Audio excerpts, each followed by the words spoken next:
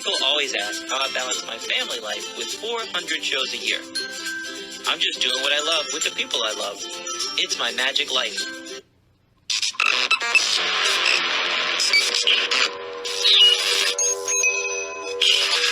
I like Wes Iseli. I like everything about him.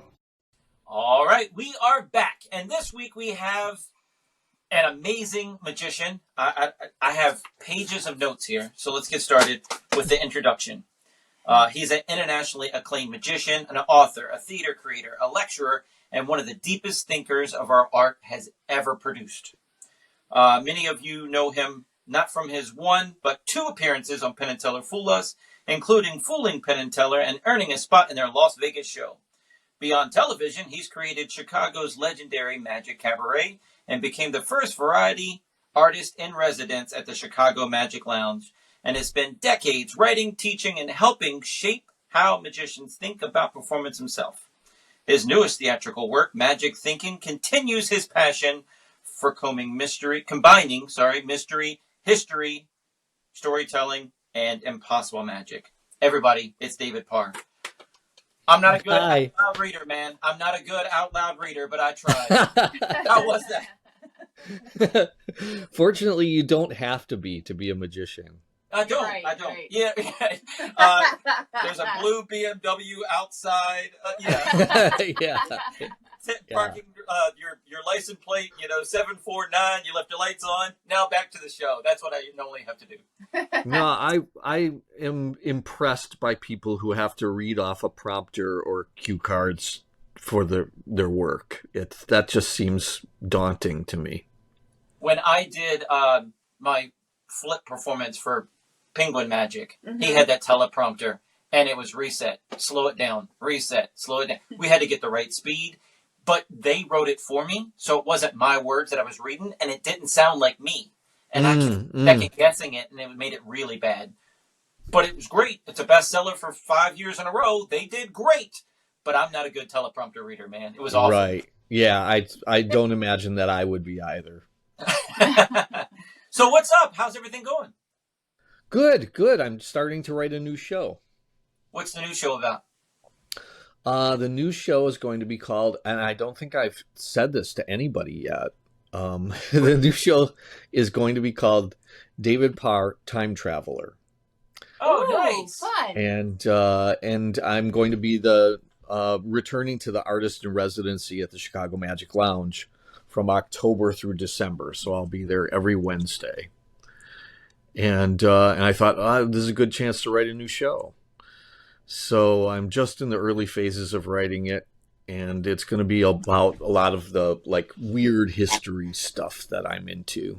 I like to collect weird bits of old folklore and history, and that's mainly the kind of stuff I do when I do performances. And so I'm just starting to amass a stack of index cards with ideas for the show, and this is I enjoy the creative process. I enjoy the process of making a show from nothing. I did a bit in my show about time travel, and I had on the big screen a picture of a Mike Tyson fight, and it looked like somebody was holding up an iPhone taking a picture. Have you seen that image? No. Yeah, that's a real photo. It looks like they're holding an iPhone. They tried to say it was all invented. Yeah, this was a Mike Tyson fight in 87. Somebody's holding up a white iPhone taking a picture. It's a real picture, but stuff like that to add. That was my intro into a mind reading or gotcha time travel bit. Yeah. I don't even remember the bit now, but I remember showing different pictures of time. Get on those YouTube rabbit holes, man. It's so much fun. But let's get started where we start all of these at. Tell me about your earliest magic. How'd you get started as a kid? Your bio said a magic kid, but the origin story. Give us. Let's start there. When I was just after my 7th birthday, I received a magic set as a gift. It was the Mattel Showstoppers Showcase magic set. As far as I can tell, the toy company Mattel only ever produced one magic set, and that was it. And actually, I still have it. Oh, nice. It made an appearance in my previous show. That's awesome. I took it out for the audience and opened it up and showed them a couple of the things that were inside it. And so I was just hooked from the get-go. I mean, the idea of poring over secret information in my room by myself, there was nothing more appealing. My parents learned when I was a kid that sending me to my room was not a punishment. It was a vacation. Yeah. Because as long as I'm surrounded by books and decks of cards and all that stuff, I'm great. Like I don't need human contact or anything like that. I'm fine for days. So solitude, man. I come in here, I just zone everything out. It's easy. Right. Yeah. Well, and as you can see, so I was hooked, and once I knew all the effects in that box, I had to know more. So I started going into the library and taking out books about magic. And so by the time I was, 8 years old, 9 years old, I was doing paid gigs. Like I was working the library circuit in my hometown and doing summer programs for kids, some of whom were my age. And I was doing magic shows and, getting paid $25 or something like that to do the show. And so it just, now looking back at all that, it's like, it seems strange because none of my friends were doing anything like that. But to me, it was just normal. It was like, oh, I have a gig this weekend. Like, it's just weird to think of a 10-year-old kid. Like, it was strange. But I have pictures and stuff from it, and it was fun. I loved it. I still love it. I think that's one of the earliest full-time magicians I've ever heard. I've ever heard. I've never heard somebody performing that young. Yeah, that's awesome. Yeah, it just seemed like the logical thing to do. It was like, oh, yeah, this is what you do. You learn magic, and then you become a magician, right? I wore a tuxedo for the first 5 years. That was what you're supposed to do, right? No. Right, no, exactly. No. Yeah. Exactly. Well, when I was a kid, Doug Henning was the most famous magician in the world. And so I was all dressed up in denim with sequins and rainbows on it, and all the hippie clothes, and yeah, that's awesome. That's awesome. So, was there any other hobbies? Was there anything else? Was it just magic? It sounds absolutely. There was lots of other stuff. I've always been a voracious reader, so lots of science fiction and murder mysteries and things like that when I was a kid. Comic books. I'm still a comic book reader. Back then, my favorite was Spider-Man.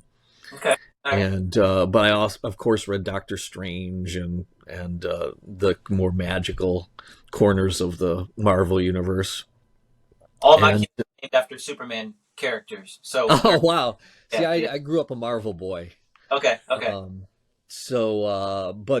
But also like creepy and eerie magazine, and anything spooky, like so. All the Universal monster movies. I had all the models of the Wolfman and the Mummy and all that when I was a kid, and so it just ghost stories, anything spooky I was into.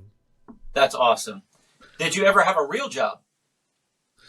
I did. I worked in a movie theater when I was in my 20s. There's an old theater in my hometown that was built in 1926 and is one of the old movie palaces. Very ornately decorated theater and reputedly haunted. Ooh. And so while I worked there, one of our jobs at the end of the night was one of us had to go down into the basement, which was a labyrinth of tunnels and rooms that connected many of the buildings on that block. And and we had to go down there with a flashlight because there was no other light source and look around to make sure nobody was down there. Oh, that's creepy. before we locked up for the night. And I'll never forget the first time they took me down there when I got the job. They took me down into the basement, flashlights, and the managers shined the flashlights around, and the walls were covered with all this electrical equipment that looked straight out of the Frankenstein movies. Oh. Like big electrical weirdness. Like, what is that? What does that even do? And he said, don't ever touch anything down here. You will die. Oh my. Oh my. It was wired in the 20s, is what it was. Yeah. Well, yeah, 1926. All that equipment was still down there. Wow. And so we had to shine a flashlight alone down there.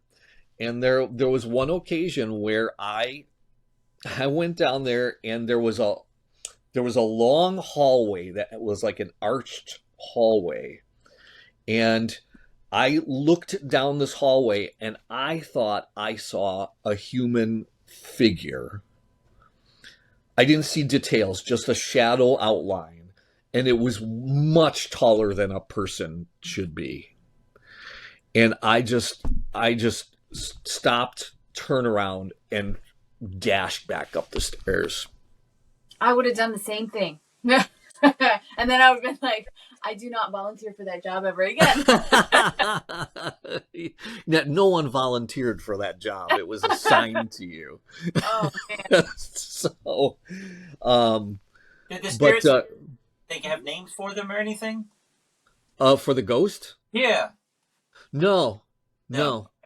We did a theater, and the guy showed us around, and he's like, yeah, that's Tommy. You saw Tommy. And it was I'm one of those guys that, yeah, right, ghosts. But I've had things. I've had things happen, right? So we all have. But right, aliens the same way. We both had seen stuff Weird. that we can't explain. Right. Yeah. We're not believers, but think we are. You know what I mean? But no, I look at it as being just open-minded. I'm not a believer in much of anything, but I have an open mind to the possibility. So if data comes in that proves this thing, then I'm on board. Well, two theater things come to mind real quick, David. We did a theater in West Virginia, and the guy's showing us around. And he said, this is our projection area. This used to only be the black person area where they were allowed to set. That's how old it was. And I needed something in the dressing room. And I just got goosebumps from head to toe, and I was immediately just cold. And I was like, I don't want to go back in that dressing room again. And the guy was like, oh, yeah, he hangs out there and downstairs. I'm like, who? Oh, it's Tommy. We see Tommy all the time. It's known. He's fine. We've had the Travel Channel come in through here with the Ghost Explorers. This is a common place. Everybody checks. I'm like, I don't like it. And we had one where my little girl's watching. We have a 14-year-old daughter and identical twins. So my daughter babysits the kids pretty much during the show. And she saw somebody at the bottom of the steps, her talking. She heard somebody. And she goes, oh my gosh, Lex, are you down there? And he goes, no, I'm over here. He's out in the performance area. And while we're packing up. Because we're not going to go exploring on our own, right? In a place that you should down in a basement. And she was like, that is so weird. It sounded like they were down in the basement.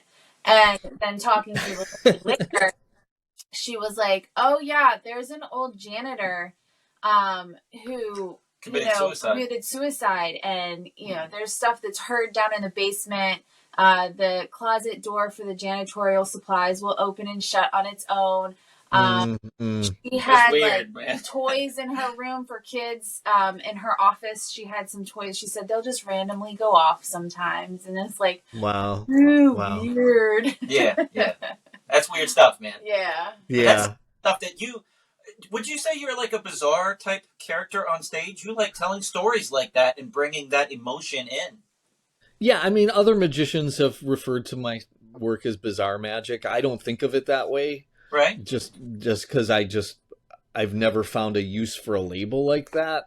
Okay. But some of my work tends to be spooky, and it's part of an expression of who I am, because I've always been into spooky stuff.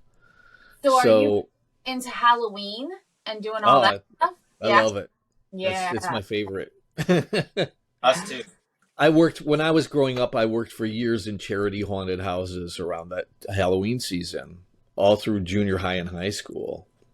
Oh, cool. And so we'd find a location like an old warehouse that was abandoned, and we'd build a haunted house inside of it to get collect money for charities. And so the entire month of October was like fun time for me. You build the haunted house and then you're a monster in it. Did you ever do anything magic related? No. I mean, there were illusions in the house. I mean, we had a working guillotine. We had I worked in a room that was called the hospital ward, where it looked like I was sawing off somebody's leg. Right. And so there were a couple of like magic-y type things built in to the house.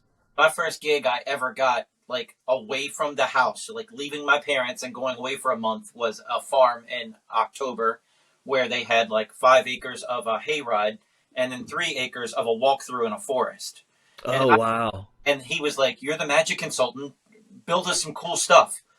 I'm 18. I'm like, I got to learn, what is black art? So I didn't know what it was. I'd never used it. I mean, I'm doing square circle at kids' birthday parties. I didn't know what black art was. But I created a bride that got decapitated, and I could drop her head, but it was her, right? And her head's on and she's like, "Tommy, help!" Because she's seeing her local high school friends in the audience, and she's yelling at the people, but they're seeing a severed head yell at them. Yeah. But try to build that outside in October while leaves are falling. I'm spray painting black velvet every day. I got to touch it up. Any piece of lint just destroys the illusion. But when it worked, it was beautiful, and you had to make it work every day, and it was a nightmare. Yeah. I remember when I was a kid, there was like a sideshow carnival that had like a sideshow, and they had the one of the illusions that I remember seeing in books as a kid. It was a woman's head on a snake body. Okay. Yeah. And so you were up above looking down into like a pit, like a circular pit, and she was on this sort of like pedestal table with the sort of coiled up with the woman's head on it. And I felt smug because I knew how this illusion was accomplished immediately because I'd seen it in books. And so my buddy and I, we had to be like, maybe, I don't know, we were probably 10 years old, something like that. We one of the people who worked for the sideshow noticed that we were lingering for a long time at this snake lady's pit, and he was like, "So what's up?" to the two of us, and I was like, "Can you tell us when feeding time is?" So I played it like I bought the whole thing. I was like, "So what do you feed her?" He's like, "Oh, like mice." And he gave us all these fake answers to my questions, and afterward we laughed really hard. But that was so fun to see an illusion like that in action. You don't see it that often ever. Like, I think the last time I saw it live in person was like at the state fair. Boy. Yeah, it was at a state fair that when I saw it. 2020 probably. No. 2000. 2000 is what I'm trying to say. Okay. Yeah. Yeah. Okay, yeah. Wow. Yeah. You don't see that anymore, but it's awesome. No. Yeah. But it's great. I mean, it looked really good. Yeah. The illusion was very effective, especially looking down on it. I wanted to do sideshow stuff at that farm. So I did, walked up a ladder of razor sharp swords, laid on a bed of nails, had people bust a cinder block on my chest. I did a Russian roulette that we'll talk about off the air because it was crazy. I was a kid. I didn't know what I was doing. I didn't know a blank could kill you. So I was putting it to my head and I was going to pull the trigger and I was telling all my friends what I was going to do. And they're like, that'll kill you, right? No, it's a blank. I'm switching out the bullet. They're like, no, a blank will kill you. I was going to do it because I thought I was safe. I didn't know guns, but I knew I had a method to switch out the bullet. That's all I knew. So I'm like, I tell everybody way too much because I learned that way. That's how I learned. So I'm like, I was eating crickets for my sideshow and a friend of mine, and I said, I'm going to do it. I'm going to do this. It's going to be crazy. I'm going to show a tube. I'm going to put toilet paper over the end, drumhead tube, and reach my hand in, produce a whole bunch of crickets, and I'm going to eat a few. I'm going to throw them in my mouth and eat them, and it'll gross people out. It'll be great at the sideshow. And the guy's like, what about pesticides and things? I mean, have you thought about that? No. So one of our sponsors for the event was we were getting them from a pet store so that they were not pesticide free. I was eating organic crickets. Yeah. But I didn't think about stuff like that. I was getting all kinds of tips. I'm like, that's probably, I need to source my crickets. Yeah. So let's get back to your career here. Chicago Magic Lounge ran for 10 years, your first run? How long was that first run? No, this was before the lounge opened. Okay. This was at a theater in Chicago. I did a show called The Magic Cabaret with a friend of mine, and that show ran for 10 years. Wow. Now, was that a weekly show? Yeah. Wow. And just as we were talking about wrapping it up at the end of 10 years, I was like, this is a really good run. We should wrap it up. And that's when the folks from the Magic Lounge contacted me and said, hey, we're building this multi-million-dollar theater completely devoted to magic. Pick a night of the week and it's yours. Very So I said, how about Wednesdays? That's a good night of the week. It's a good date night of the week. Yeah. So that's when they finished building it. I moved in as the first artist in residence, and that show, which was my Cabinet of Curiosities show, ran for a year. But the Magic Cabaret, it says that it was even recognized by the Travel Channel as one of the nation's top magic shows. Come on. It did quite well. And it was at a time before, like, a lot of magic was happening in the city. It had been very kind of quiet magic wise, and we pitched it to the theater. It probably took us more than a year to find a theater company that was willing to give us a shot to co-produce that show. And we just said, let's pick an off night when you're not making any money and the theater's normally dark. And I said, we'll bring an audience. We can guarantee you we'll pull in an audience on that night when you normally wouldn't be making any money. And so we did it. They said, okay, we'll try it for 4 months. And we said, okay. And they gave us 4 months, and then they extended us for a year. And then they dropped us, and we found another theater. And we moved into that theater, and it ran for the rest of the decade. Now, you keep saying we. So is there other people that you have with you? Do you have staff? Yeah, I had a partner in that show. Okay. And actually halfway through it changed to a different performer because he went off and got married and started a family and moved to a different city. So it was a 2-person show. So what was that dynamic? What was his? Because I imagine you were David Parr doing your stuff, but are you doing something together, or are you doing?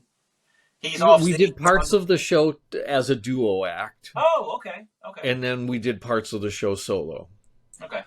And it worked out because his style was different from mine. It wasn't spooky or weird.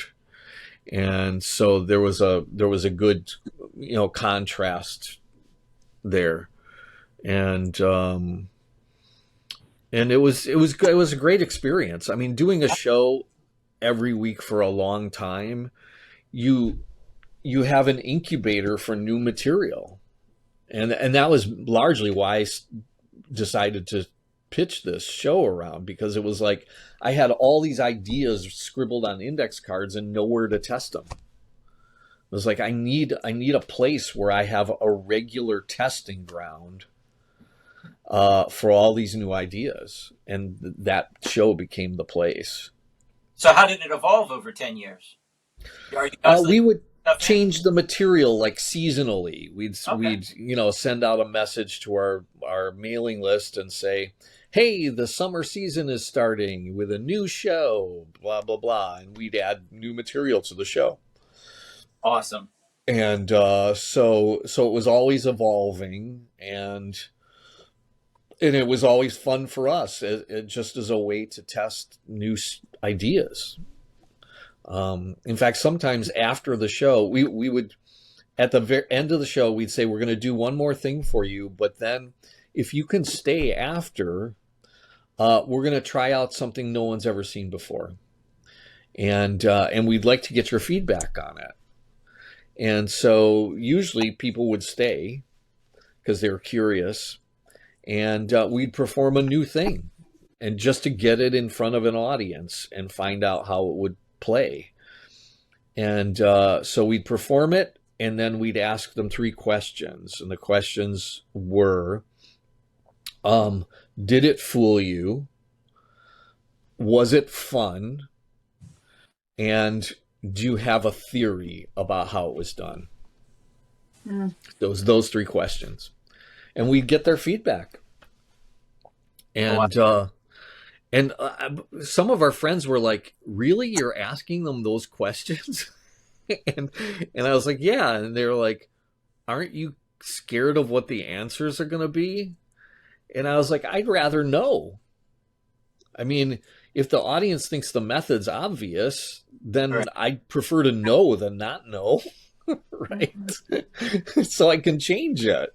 You got to figure out the math. Some of them are lucky guesses because they're just grasping at straws. That happens sometimes. Sure. Yeah. Sure. Which means you might have to like just add a little something that sort of negates that theory, right? And it could be just a couple of lines of dialogue or something. But it was really an education, because you find out how people think about magic. We rarely get an insight into how our audience is processing our performance unless they come up and tell us. Right. And so this was a way of like getting direct insight into their brain. Like, how are they processing this stuff? So it was kind of fascinating to find out. And there were a couple of routines that we ended up just dropping because there was one in particular I remember that we worked on for a long time. And what we found out was that it fooled them, but it wasn't fun. Oh. And it was because we had built in so many layers of impossibility. We had that routine probably would have worked for an audience of magicians because they would have appreciated all the layers of impossibility we built into it. But for a regular audience, it was like, well, get on with it. Right. Yeah. we were running without being chased, as Al Baker said. Well, as far as fooling other magicians, 2-time Fool Us, that was the first time I met you, was downstairs, underneath the stage at Fool Us. We were on the same night, but different episodes. Mm-hmm. That's how the show works. And dude, David Parr, cool as a cucumber. He was sitting there talking about, I think you're vegan, is that correct? Yes. He was talking about vegan snacks. And they had vegan snacks. And I'm like, how can you eat before you go on? And you're just sitting there you were munching away, dude. And I'm like, I gotta pee again. I don't know how much longer I have. Just in case I have to pee again. Because they would take you from that holding area to another holding area to another holding area, and you didn't know when you're going on or when it was. I better pee again. Just in case, I better go pee again. And the guy's like, are you okay? I just don't know where I'm going to be next. So I don't want any fluids. I don't want to eat anything. I don't know how much longer this hold is going to be, And it was hours. It was. It was hours. Yeah. And then when they take the elevator, you think you're going somewhere, but you're in a holding area outside. Yeah. You guys Yeah. got there way before the audience even came into the Right. theater. Yeah. Yeah, it was a long time down in that holding area. Gotcha. It's a lot of sneaking us around Penn and Teller is really what it is. Yeah. And so that's why I appreciated that they had vegan snacks, because we were down there a long time. So what was your first? Were you that cool as a cucumber the first time you went on? Yeah. I didn't expect to fool them, honestly. I had estimated my chances of fooling them at about 30 or 40%. Wow. That was my guess. Because together they're a walking encyclopedia of magic. I mean, especially Teller. I mean, so I just thought the chances are slim. So, but an interesting thing had happened in that before I flew out to Vegas for the shoot, I showed the routine to my friends in magic. And so I would perform it, and then I'd say, so what's your theory? Kind of like we did after the show when we were testing new material. And a lot of them said, oh, I got so caught up in the back and forth game of it, I forgot to look for signs of the method. And so it fooled them. And I thought, okay, if that happens, this has got a chance. And I think that's what happened. I think they just got caught up in the fun of it. And then by the end, it's too difficult to go back and reverse engineer. Yeah, they're not allowed to review footage. They just get one No. chance. Yeah. I try to explain it to laymen as in a doctor saying, I'm going to develop the cure to cancer. How do you know what other people know? I don't know what Penn and Teller know. How do I know my coin trick's going to fool Penn and Teller? I don't know what they know. Well, I thought it was funny because he kind of did. I don't think you asked method, but he showed magicians that he looked up to the trick, and they didn't know how he did it. And so he was going in. It was so funny because I started out like, I don't know. I really don't know. And he was like, I think it's going to fool him. And by the time we got to the day where we were actually going to film it, he was going, I don't think it's going to fool him. And I'm going, I think it's going to fool him. Like, we've completely switched our It's so funny. But so this sounds horrible, and I love you, and I'm telling you the honest to God truth. Natalie had to watch your performance, and she was like this, hurry up, David, get off the stage. Because I had just won. I know. When and we went there that day, leave. and she wasn't allowed to leave. So they have to reset the stage. They have to get you up there. They have to do your deliberation. Yeah. Not that she didn't want to watch yours. No. We would have rather yours be before mine, because then I got the trophy, and I'm sitting in my hotel room with the trophy, and I'm all alone. All my family's down there watching. And I think you were last. And so it was, I want to go. So your performance in my mind is like a blur, because I'm just thinking, how long is this going to last? Because I'm like, congratulations, I'm so excited. Like, it's... My daughter loved it, though, because the second time you went on, you did the thing with the thumb. And my daughter, we're all horror movie fans. I wanted to be a movie magic special effects makeup artist, right?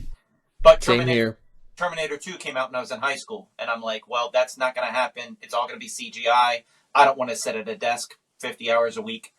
I'll do magic. And then I pursued that. So my daughter thought it was really cool how you were sticking stuff through your thumb and you're destroying your thumb and everything. But it was cool, Dad. Yeah. Yeah, I was into all that same stuff when I was a kid. I was awesome. Every Halloween season I'd do elaborate makeup jobs and on myself and my friends. We made like homemade zombie movies and stuff, and so it's I was always at anything involving monsters or spooky stuff. Yeah, that's awesome. So being on there, what was your mindset between the first time on Full Less and your second time? Did you just went there cool as a cucumber both times? Did anything change? Did you approach it differently the second time? The second time, we knew it wasn't going to fool them. The producers asked me to do that routine specifically because they knew the host of the show was very squeamish. Okay. And they said, she's going to flip out. Yeah. And I was like, okay, well, this will be fun. So they're looking for just good television. They're not necessarily looking for something that's going to fool Penn and Teller. So they asked me to do that routine. They chose. I had sent them like, I don't know, maybe 5 different ideas, and that was the one they picked. And so we all knew it wasn't going to fool them. And so at some point, they you'll recall my thumb is covered with a napkin, and then she's forcing the pins through the napkin and my thumb. And at one point, the producers said, "Well, can there be blood? Can blood drip down your arm?" And I said, "Guys, that's not the game. As soon as the audience thinks that I'm genuinely harming myself, the game is over." I was like, the game is like the Barnum Museum, like P.T. Barnum's museum. It's like some of this is fake and some of this is real, and you can't tell the difference. So it's got to be a game of, well, this looks real, but he's not screaming in pain, so it can't be real. And that's the game. That's what makes it fun. But as soon as the audience thinks I'm genuinely bleeding out, this is not fun anymore. Then it's more concerning than it is. Right. Oh, this is, But Penn and Teller use blood so much. Oh, definitely. Yeah. But it's in a comic way. Right. And you're doing it's a comical way. Serious. Yeah. Right. Yeah. So it's a good thing there wasn't blood, because Allison Hannigan freaked out. Yeah, she literally turned her back on me and refused to look. That's what they told me when they came upstairs. Yeah. They were like, Allison was freaking out. Yeah. It was all I could do to keep her from running away, from actually literally running away from me. So I was completely focused on how do I get her to not check out and leave. And so I thought, okay, I'll just say her name. I'll say her name a lot, and that way she'll have to stay checked in. So I was saying her name at the beginning of almost every sentence, Allison. So she wouldn't just turn away and stop paying attention. But it took much longer to get through than it normally does. I even skipped a couple of things in it because it was going so long. Wow. And at the end of it, I said to Mike Close, their magic consultant, I was like, that was a slog. I was like, I have no idea what that must have looked like from the audience point of view. I wasn't paying attention. Yeah. I was just paying attention to her to try to get her to not run away from me. And Mike was like, we got exactly what we need. And I was like, okay. All right. So do you have any interest in going back? Well, I would do it in a heartbeat. Yeah. I don't know what I would do. It's fun. I don't know what I would do. I have no idea. I mean, they treat you well. Yeah. And the whole thing is just to showcase magic in the best light possible. And I trust them to do that. There are other shows where I would not trust them to do that. Right. We won't mention it, but we all know. We all know. There are other shows I've turned down because I don't trust them. They edit out all of the human and all of the interaction with the audience and make it look like this is what it's about. And it's not about this, it's about the performer. It's about the performance of that trick, not the trick. Yeah. Right. And I get the sense that if making you look incompetent is they think that's good television, they'll do it. Right. And it's like, I can't put my public image in the hands of people I don't trust. Yeah. We've been asked to do that show as well. I was talking about a different show, but we've been asked to do that show as well. I have it on my vlog. I had it on speakerphone. I'm like, my friend was on and he got a standing ovation, but you put him in a boo montage. And they're like, we don't do that anymore. Okay, well, my other friend, Simon, asked him to perform this. Yeah. And then you told me to go big. Why'd you do that? And then he said, and then they made it look like he was just through editing, sitting there stammering. And I'm like, yeah, And then they're like, oh, we don't do that anymore. But we asked so many questions that it just... That was it. Yeah, no. I wouldn't trust a single word they said. Mm-mm. No. So with your magical thinking, your newest show isn't simply just a collection of tricks. It's really about what humans want, why humans want mystery. Does that sound about right? Yeah, I mean, I that was for my previous residency at the Magic Lounge. I wrote that show. And what the idea that came to me is when we hear the phrase magical thinking, it's usually used in a negative way. Huh. That magical thinking is it's childish, or it's foolish, or it's dangerous. And I thought, well, but all of the fiction we have is magical thinking. Basically, it's using our imagination to create a fictional world. Like, we wouldn't have much of art and performance without it. So I was like, I'm going to write a show that's about celebrating magical thinking. Wow. I like that. Yeah. Yeah. I mean, you can poo-poo an actor. You're pretending to be someone else. Right. You know what I mean? But right. There's great right. actors out there. Right. Yeah. Right. So I was just like, I mean, magical thinking can be all of those negative things, but it doesn't have to be. Right. It can be fun. It can be healthy even.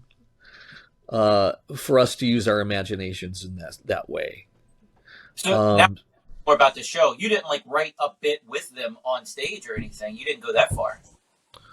To create a magic bit on stage with them, have them incorporate magical thinking with you. Are you just on a journey? No. I mean, that's a cool idea. But no. Every show would be different. We have these props. Yeah. Let's do some magical thinking. Yeah. And then you could add a twist at the end to fool them, even though they just built it. Yeah. Right. Yeah. Yeah, no, I had just done the previous show I had done before that was called David Parr's Cabinet of Curiosities. Okay. And the concept was that I had this cabinet on the stage with shelves, and there were weird artifacts on all of the shelves. And so there were points during the show when the audience could pick an object and I would perform something with it. So the show there were junctures in the show where the audience was controlling what would happen next. So then every show would be different, and it would build in flexibility so that, over the year run of that show, I could swap in different items in that cabinet. If I wanted to test something new, I'd just pull something out and put something in its place, right? And so it was a very flexible show, and very fun. And it was an idea I'd had in my head for years. And when the Magic Lounge contacted me and said, hey, pick a night of the week, it's yours, I said, well, I've got a concept and a title already. And so I had done the show where it changed each performance. So when I wrote Magical Thinking, I was like, oh, I'm not going to handle this like a regular play where it's to some degree the same structure every time. Yeah, I can imagine you having a monkey paw in there for some reason. Have you ever played with a monkey paw? I did not have a monkey paw, but I did have this hand of glory that's back here. Okay, yeah. Right there. The mummified hand. That's awesome. All right, so let's see. I got so many questions here, man. We haven't got to any of them. What's the difference in mystery and deception for you? I mean, there's a school of thought in magic where magicians basically take the position that magic is about lying, and that it's basically a con. That's Penn and Teller. That's what they say. We're just right. Yeah. It's that point of view, and to me, I don't find that point of view interesting artistically. It seems too narrow to me. So if I get to define the terms that I use about what I do, my means of self-expression and making a living, I want to pick terms that, to me, open pathways of exploration, not narrow them. And so, to me, although magic does involve deception, I mean, it has to fool people, or it's not magic, right? Right. That is not the entire purpose of the thing. That is not the defining characteristic of it. I mean, to me, the defining characteristic of it is that it's to create a sense of awe or wonder or mystery.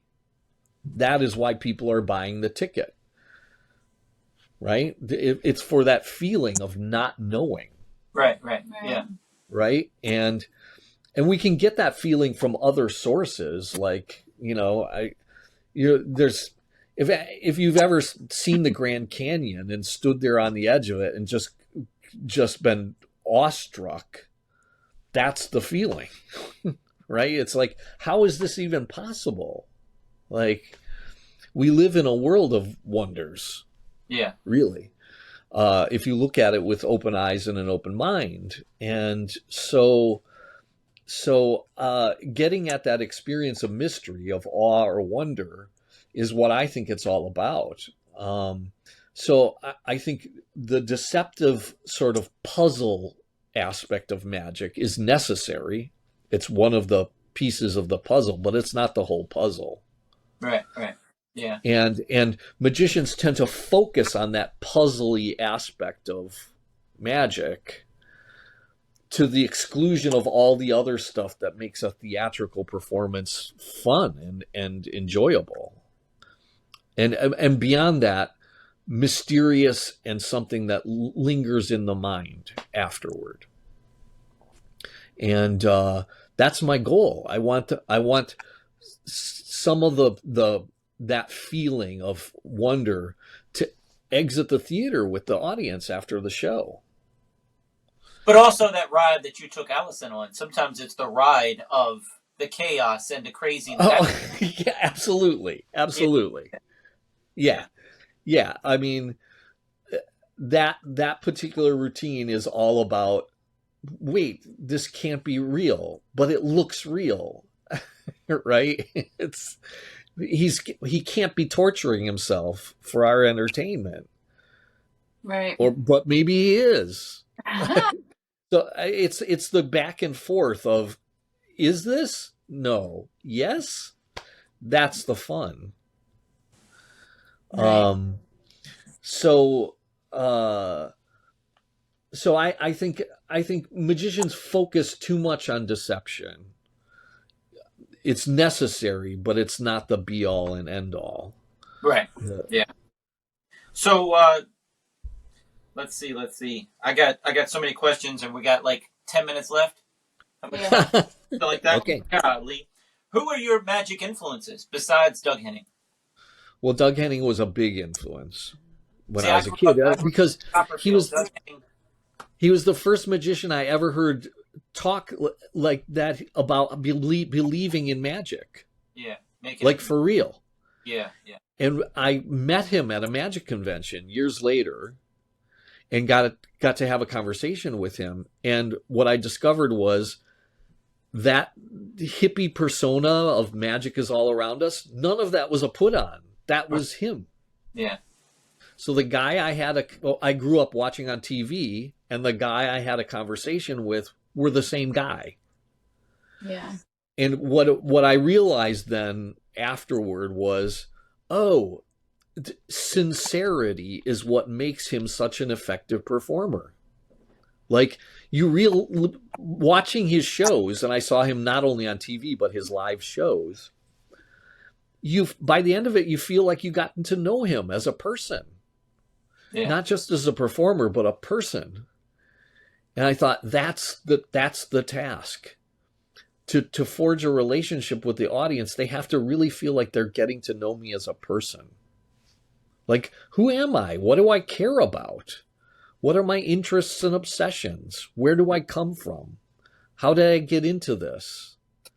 And like Right? Doug, we both have that childhood wonder, childlike wonder, where we get to play magic. We get to dress up for Halloween. We never grew up. We still have that childlike wonder, you know? I really feel that way. Well, it's so important. It's so important because I think it's necessary for us as human beings. I mean, that's why we invented magic. Right. Right? I mean, I think we need that kind of sense of possibility that magic gives us.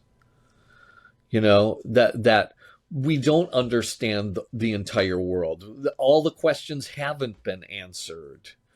That it's not just that life isn't just the day-to-day mundane routine. That we can be surprised. That there are things we don't understand. I mean, all this stuff, like, I think it's necessary for us to be healthy human beings. So with modern day technology being what it is, what do you think brings people into, why are they still fascinated with a card trick? Why would they still be fascinated in a magic show when they have supercomputers in their pockets and they have ChatGPT and everything else? Because it's a break from that. It really is. Yeah. Right. Magic, part of magic's function and why people seek it out is that it gives us a respite from the rules and restrictions and experiences of the everyday world. Right? It's a moment where all that is set aside, and now we're in a world of possibility. Right? And that's one of its functions. I think that's one of the reasons why people are buying the ticket. I think it's funny that customers ask me that question or something similar to that. And the more technology evolves, a card trick blows them away because you're not using technology. Mm-hmm. You're right. actually doing that physically. You didn't use anything that, what? Yeah. How did you get that object from there to there without a teleportation machine? How did that happen? Right. Yeah, because we're kind of numb to technology now. Yeah. It's around us all the time. We all have a computer in our pocket with the sum of world knowledge on it. And so we're kind of numb to technology, and we sense when it's being used. And somehow the regular people in the world are getting lower IQ. We have all this stuff in our pocket, and the IQ is dropping. Much. Yeah. Yeah, but what doesn't trigger their radar is old methods that are, you know, I do stuff that like spirit mediums were using in the 19th century, like seance type stuff, and it's like that gets under people's skin because it doesn't feel like technology. It's something else. And so, you know, the message appearing on the slates or the table levitating and that kind of stuff, that's like, well, wait a minute, this doesn't feel like tech. Right. So it feels spooky, it feels eerie. And that's it. That's the feeling we're going for, right? I just pulled out Martin Gardner's impromptu magic book last night, just thumbing through it. Oh my gosh. You know, I've had it for years. One of my favorites. I just thumbed through it last night and I'm like, this is a gold mine. This is just so awesome. And there's every subject you can imagine in that thing. And, you know, a lot of it I've seen over the years of me doing magic and being around magic, but it's so awesome. And it's non-tech, any of that. And it's just so great. Yeah. What are some of your favorite books that aren't magic related? You said you're a crazy reader. Ray Bradbury is probably my favorite author of all time, and I discovered him when I was very young, and I noticed that there's a lot of magic in his writing, and so he's always been one of my favorites. I mean, I remember reading The Illustrated Man when I was a kid, and just I've reread that book so many times now over the years. Was he? What's that? Was he a magician, Ray Bradbury? Well, here's the thing. I got to meet him actually virtually. There was a convention in town in Chicago where Bradbury was going to be one of the remote speakers on the program. He didn't like to travel, and so they beamed him in on screen live, and he did a little talk about his writing, and then afterward people could ask him questions. So I got in line, and when it was my turn, I said, I'm a magician and I've loved your writing ever since I was a kid, and I've noticed there's a lot of magic in it.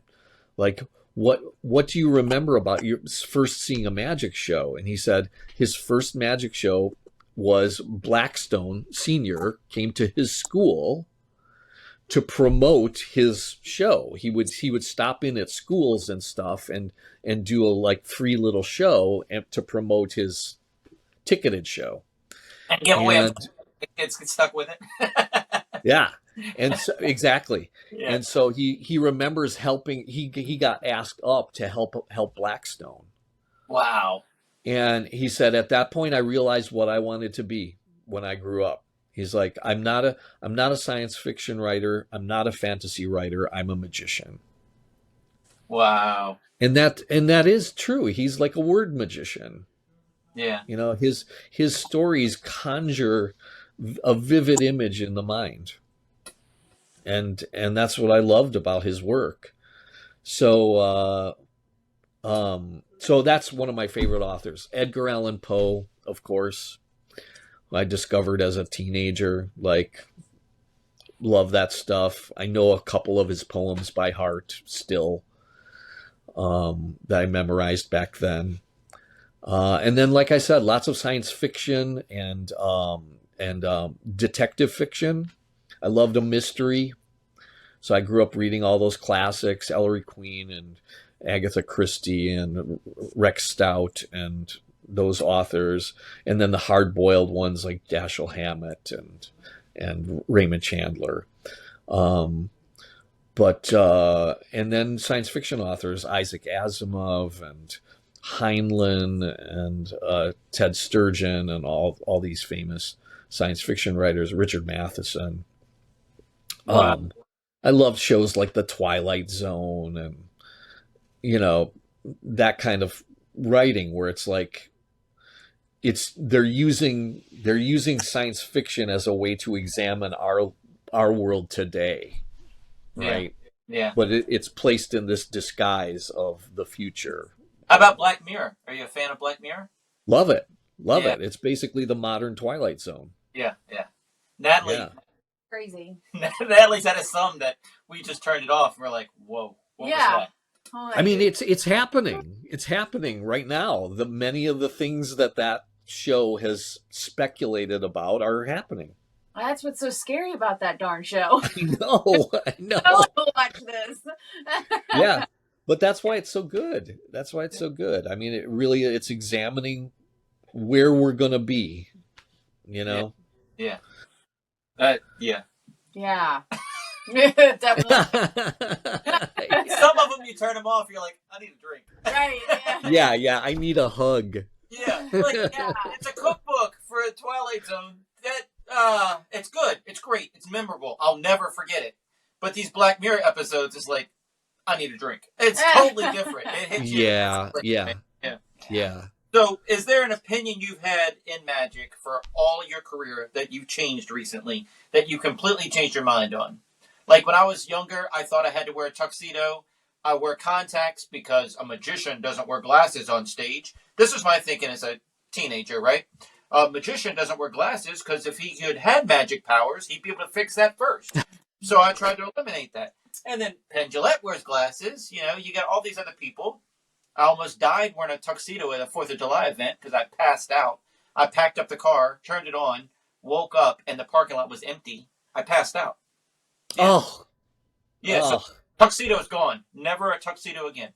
Yeah. No, I wear glasses because I need them, but beyond that, they make me look professorial, I think, so. But I thought I was trying to have these, great theories on magic. If I was a real magician, I'd be able to fix that. So why show that and display that? But there's so many other things, you know. Well, he'd drive a better car. He'd dress better. He'd have more expensive watch on. You can take it too far, too. Right. Yeah. So are there any things that you've changed your mind on? Well, I'll tell you, when I was a kid, when I was growing up, the received wisdom was you couldn't mix magic and mentalism. Right. It was like one would reduce the effectiveness of the other. And I believed that. I bought that when I was a kid, and I didn't do any mentalist type stuff in my shows. But then as I was getting into my later 20s, I started thinking, well, maybe I should test to see if that's true. So I started gradually introducing like mind reading type material into my shows. And what I discovered is it doesn't reduce the effectiveness of it at all.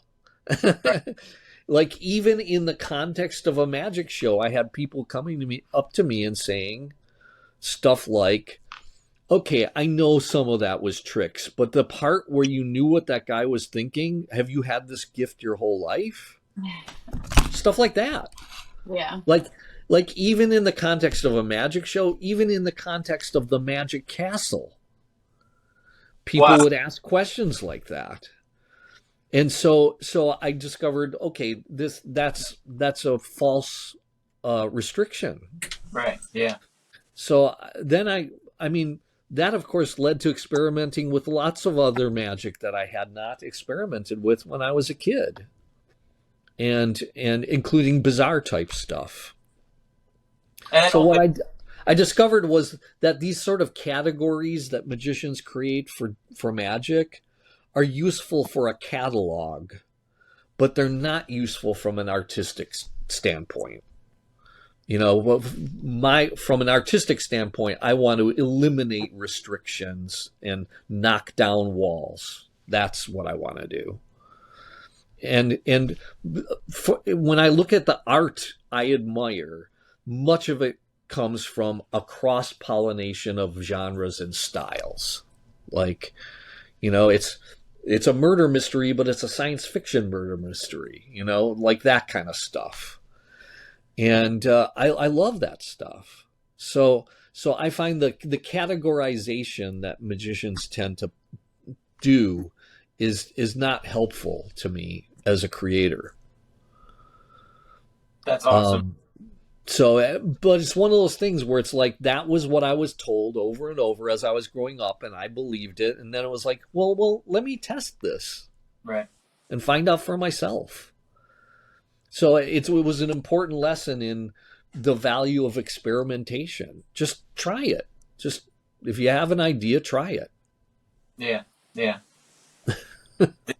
You're awesome. Thank you for doing this today. I appreciate it. Time flew by. Yeah. Thank you. 4 pages of notes. I have to get you back. I could gab about magic all day. Well, it is my favorite subject. Good company. So I hope you had fun too, though, Natalie. I do.